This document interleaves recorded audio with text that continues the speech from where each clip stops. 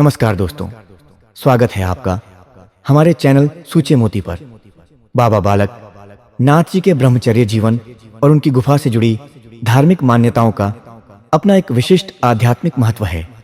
आज हम इसी पर चर्चा करेंगे और जानेंगे कि बाबा जी की गुफा में महिलाओं का प्रवेश क्यों वर्जित माना गया है।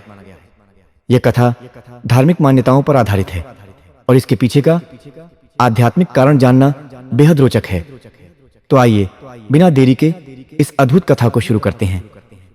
यह कहानी उस समय की है जब बाबा बालकनाथ जी अपनी माता रत्नों को छोड़कर एक गुफा में समाधि में बैठ गए थे।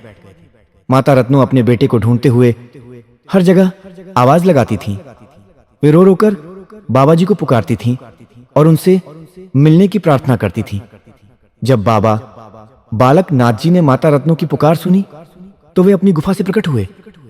जैसे ही माता रत्नों ने देखा और गले लगाने के लिए कदम बढ़ाया, बाबा जी तुरंत अदृश्य हो गए। यह घटना बार बार घटती रही। माता रत्न को यह समझ नहीं आया कि ऐसा क्यों हो रहा है। आखिरकार माता रत्नों ने बाबा जी से इसका कारण पूछा। तब बाबा जी ने कहा, माता, मैंने ब्रह्मचर्य जीवन का प्रण लिया है। इस प्रण के अनुसार कोई भी महिला, चाहे वह मेरी माता ही क्यों ना हो, मुझे छू नहीं सकती। यह मेरे आध्यात्मिक मार्ग का हिस्सा है। कहते हैं कि बाबा बालकनाथ जी भगवान शिव के पुत्र कार्तिकेय जी के अवतार माने जाते हैं। कार्तिकेय जी ने अपने पूर्व जन्म में भी ब्रह्मचर्य जीवन का प्रण लिया था। एक बार जब माता पार्वती ने रूठे हुए कार्तिकेय जी को गले लगाया था तो उन्हें कई प्रकार के कष्ट सहने पड़े थे।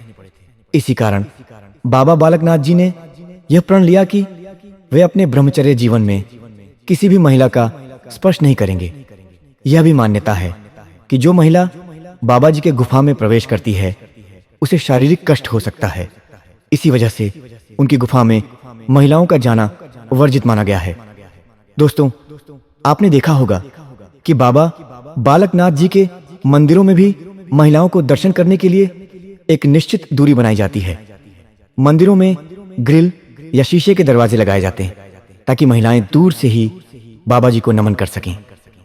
यह परंपरा वर्षों से चली आ रही है और इसे भक्तगण आज भी पूरी श्रद्धा के साथ मानते हैं।